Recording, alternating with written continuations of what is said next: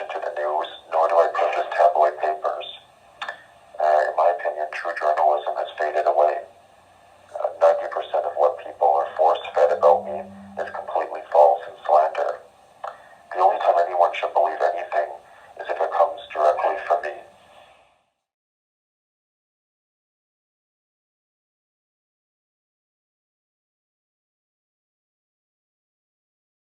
Well, 10% of my life is public, and 10% is lies created by the fake news media, and the other 80% is private, so nobody will ever know.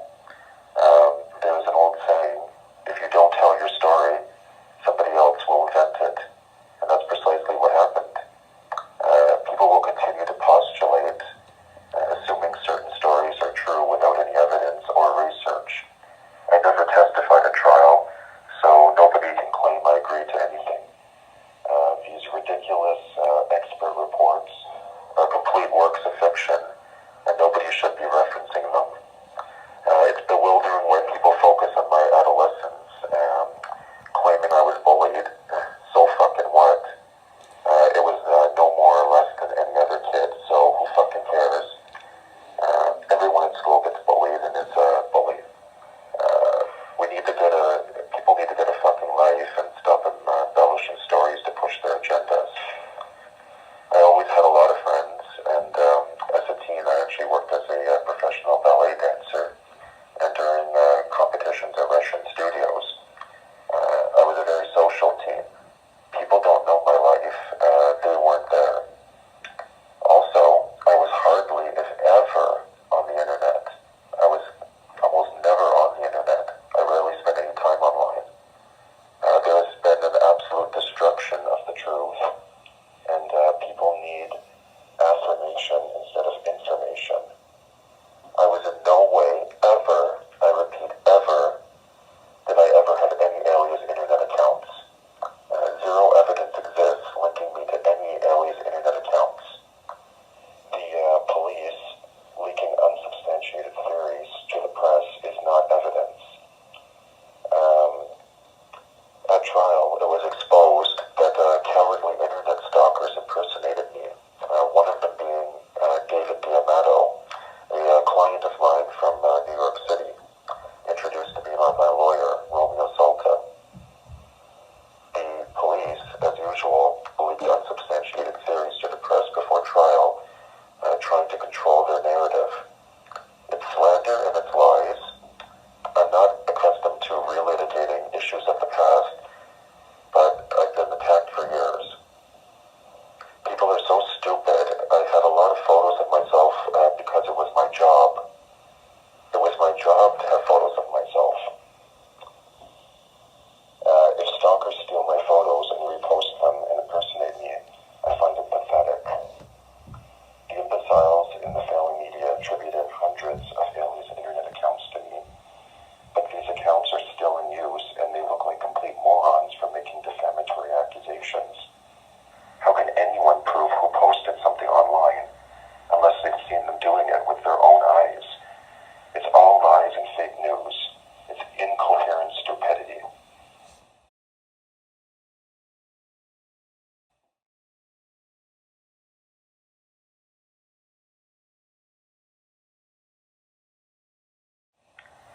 Firstly, I adore animals, and secondly, I was never questioned, charged, or convicted of any animal cruelty.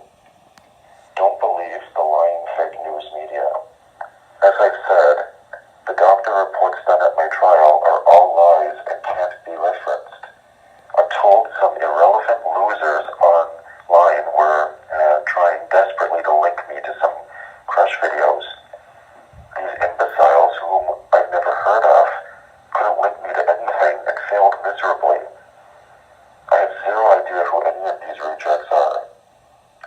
I'm also told that I was being accused of entering their Facebook groups using aliases. I've never heard of something so ridiculously stupid. I had zero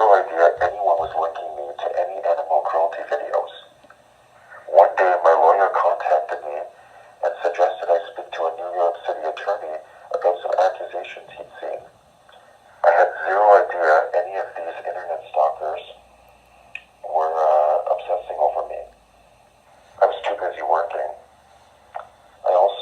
I told my New York City attorney, Romeo Salta, about these ridiculous accusations, and then I completely forgot about them. If blundering morons want to feel important by using my name to advance themselves, I find it pathetic.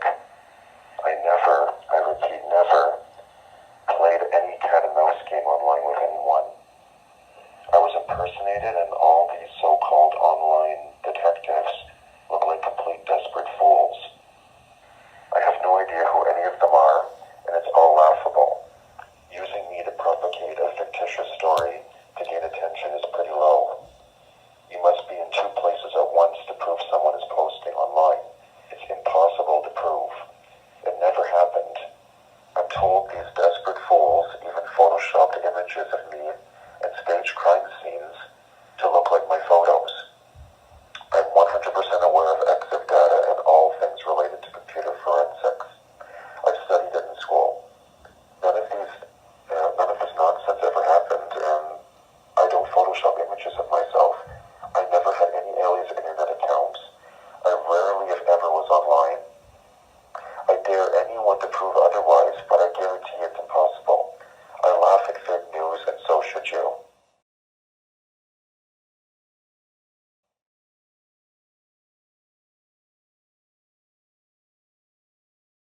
Why not? I started as a teen. I worked as a model in Italy and was there many times. I did private photo shoot collections for wealthy businessmen. I was also in a few runway shows for a friend. I began working as a high-end male escort in Toronto. I worked all over Canada. I lived in Los Angeles, Hollywood, Miami, Chicago, Las Vegas, and New York City. I always had my own condos and homes provided to me. My clients paid me a lot of money, and I, in return, provided a very valuable service. It was all completely legitimate. People were always jealous of me since I was in the best cars and clothes. I also always had more jewelry than anyone. I prefer jewelry over money. My life mirrored the film Casino. I was always traveling, and I lived and worked in over 38 different countries. I lived and worked in Moscow, Russia for quite some time, Asia, South America, and the Middle East. As I've stated, most people will never know anything about my life. For the record, my career for 10 years was a top male escort. I worked briefly at a gentleman's club in Toronto as an exotic dancer, making a lot of money, and as a video model. I was never, ever an actor, nor a porn star. As a favor to a friend, I did a few adult films and was paid extremely well. That is hardly considered working as a porn star. I was a male model and a very successful escort. So folks, don't believe fake news or the media's ridiculous clickbait propaganda.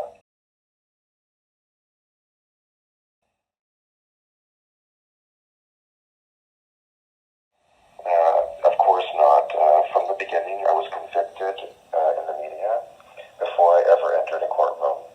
The hysterical idiots in the press make it almost impossible for anyone to get a fair trial. The idiotic police bungled everything from the beginning. They failed to properly secure the crime scene, failed to interview key witnesses. They misplaced deliberately key evidence. They leaked lies constantly to the press. I never ever lived at that apartment in Montreal where this happened. It was strictly in place. I brought clients. Every escort needs another second place to bring gates. I never spent any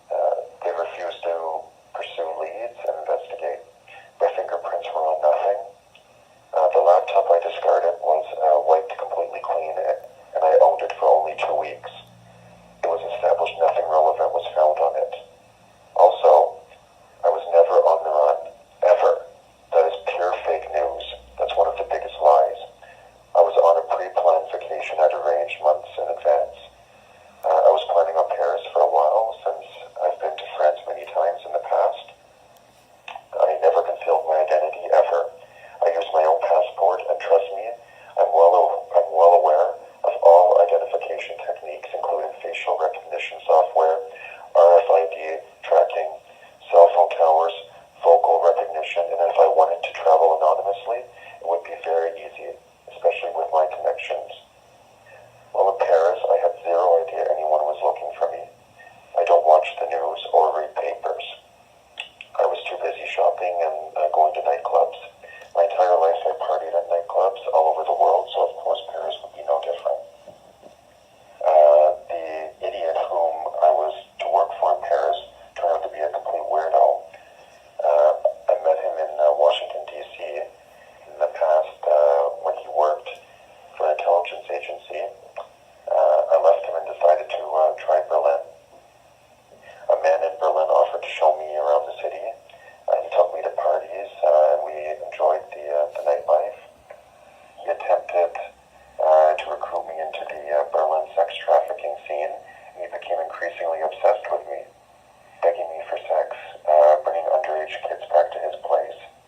I wanted no part of none of this. He stole thousands of dollars from me. I told him to fuck off, and I went to an internet café to meet my contact. We were to leave Europe for Russia that night. So I was watching an Ava Gardner film, waiting for my contact, and not, I repeat, not looking at anything to do with myself online. That's horrendous fake news circulated by the creep working at the internet cafe. He was paid thousands of dollars to repeat these lies by the fake news media. No irrelevant animal activist imbeciles caught me.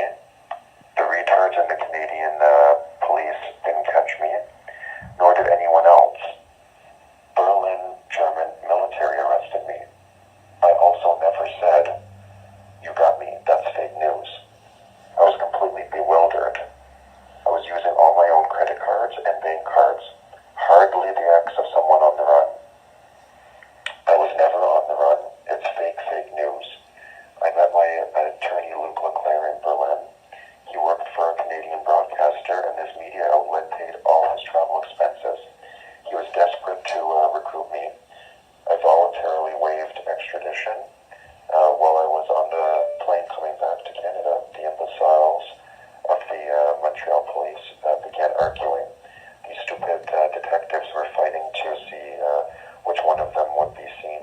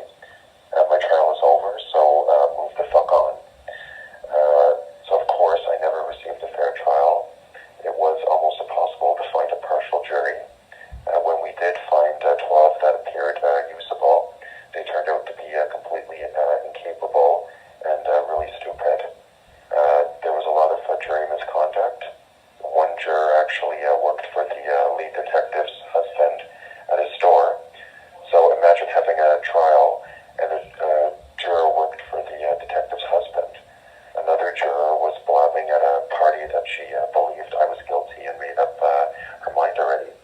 The party guests contacted the court.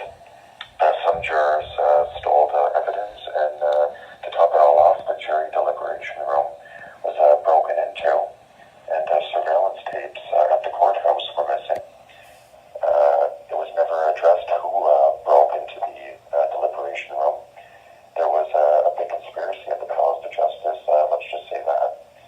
The prosecutor was extremely corrupt, in my opinion. He was threatening my doctors to arrest them if they testified in my favor. It's true. People just need to look it up. That's a fact. The prosecutor was so desperate to get a conviction, he ended up looking like a madman. The prosecution hired their own psychiatrist. Their psychiatrist was a director of Pinell Institution, and this psychiatrist, I'm told, was bad-mouthing me long before trial on TV. So why the hell would I want to speak with the Crown psychiatrist when the asshole clearly is extremely biased? He went on a media campaign against me, and even the judge screamed at him in court and banished him from the courtroom for making disrespectful gestures to me.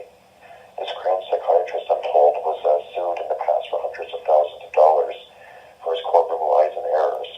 So when people are curious as to why I never spoke with the prosecution psychiatrist, those are the reasons. And I had every right not to speak with this biased, pontificating, fat old fool. He was an attention-seeking hypocrite. The judge was always obsessed with his media coverage. He made dreadful comments about me throughout the trial. I had a lot of grounds for appeal, but the liars in the press make Canada's legal system almost impossible with their sensationalization of stories. So no, absolutely not. I never received a fair trial. The Canadian justice system is completely unfair. My trial was rushed. Witnesses lied and perjured themselves. The prosecutors were appalling. The judge was very biased. The police were two-faced, bungling imbeciles, and the jurors were complete idiots, incapable of seeing the facts. The fact is, I was the real victim, and a lot of things were covered up. My trial was corrupt, and I was the victim of abuse.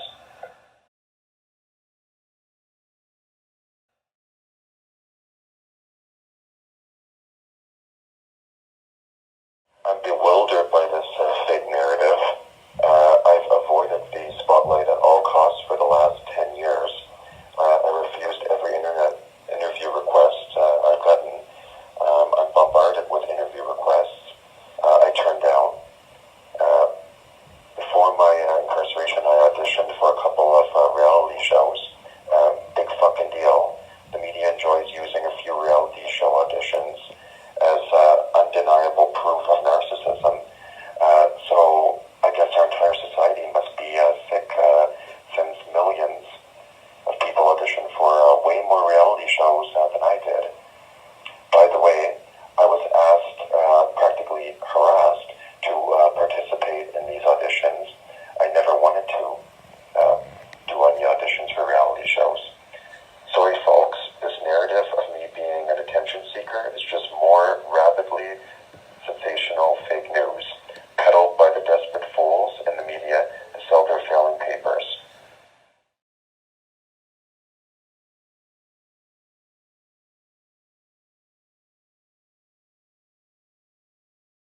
This story is so stupid. David Diamato and other online stalkers obsessed with me engaged in a smear campaign, starting this rumor. I had zero involvement in this stupid rumor.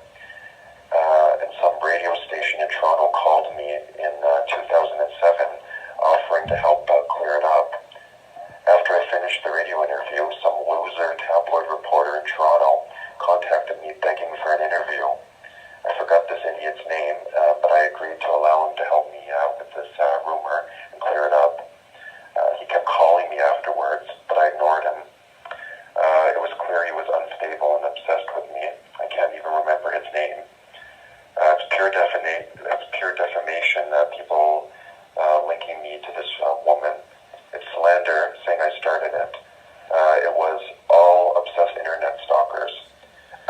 apprehended and people need to move on. At my trial, I was forced to admit to wildly bizarre lies by my defense team in order to obtain an NCR defense. My lawyers would bring me lies told about me and insist I agree to them in order to appear sick at trial. I refused to admit to these stupid lies, but I was pressured and told it was the only way to obtain a not criminally responsible verdict. As I've said, these doctor reports are complete lies, and people need to stop referencing them to push their fake news narrative. I never was involved with this rumor, and I completely deny all connections.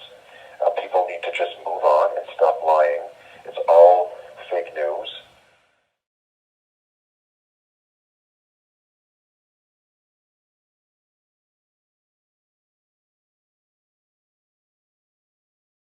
Why?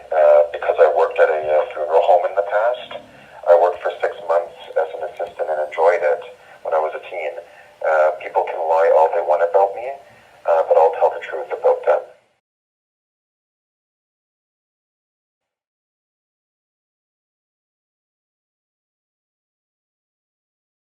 It was all a lie, orchestrated by lawyers to obtain a not criminally responsible defense. It all started when I was a teen.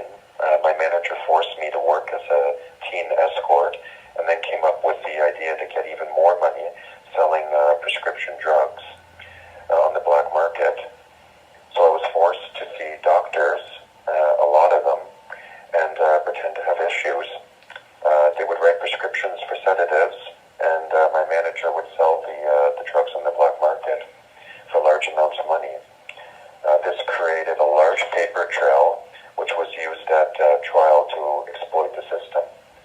None of this was my idea, and I was actually the victim of domestic abuse throughout my life. My manager even forced me to check into different hospitals to make the stories more believable and obtain more sedatives. It was all against my will. I never ever had any psychiatric issues. I didn't take any of those medications, and I take no medications now. Nothing is wrong with my father in any way, and we all just laugh at these stupid stories.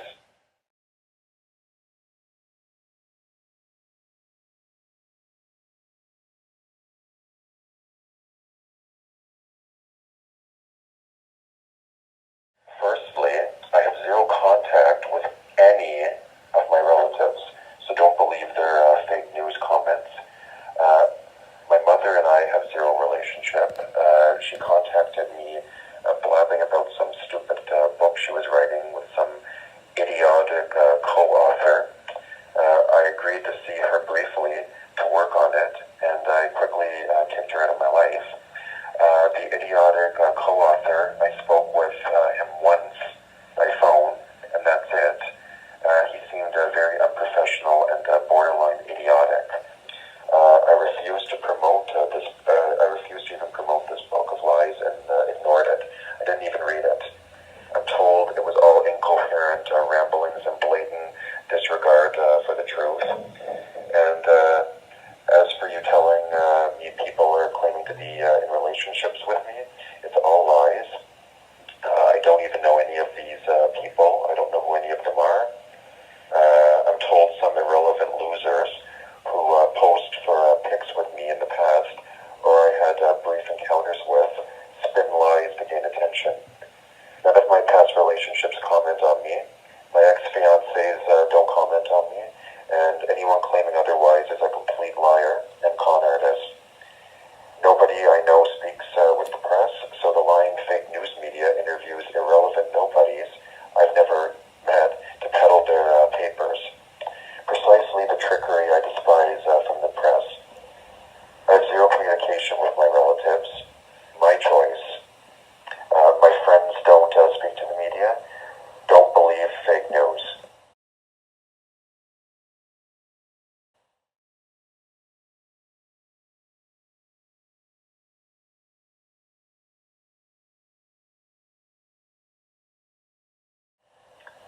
I'm not dignifying this with a response.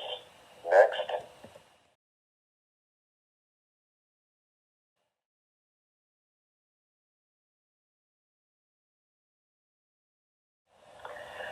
John Bitteroff was a client of mine, and so was Manny Lopez. I was the victim of domestic abuse. While I was living at the Leaside Towers in Toronto, my condo was broken into by Manny Lopez, and he brutally assaulted me. The police in Toronto were completely useless and did nothing. I lived in New York City, and I gave police there info, but the idiotic cops had tunnel vision on me. Yes, folks, the Toronto police are incompetent imbeciles. They have bungled countless cases and are completely useless.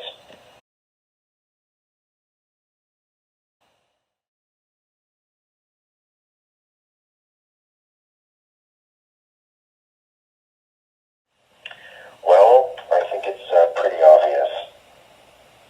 Next.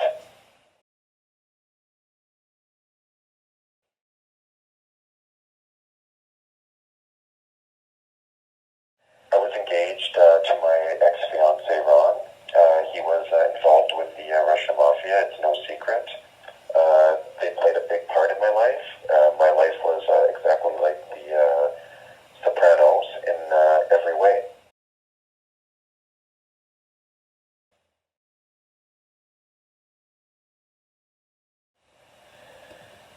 It's the biggest enemy of the people. As you've heard, almost everything reported about me has been a complete lie, and the picture painted is completely false. Society doesn't need the mainstream media any longer since social media exists. Society has once again been fooled by the fake news media. They are corrupt as hell, and laws need to be passed to prevent this from happening again.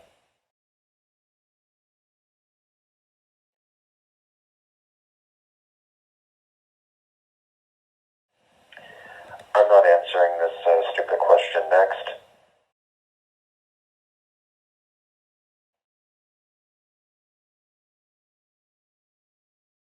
Absolutely not. More fake news. Next.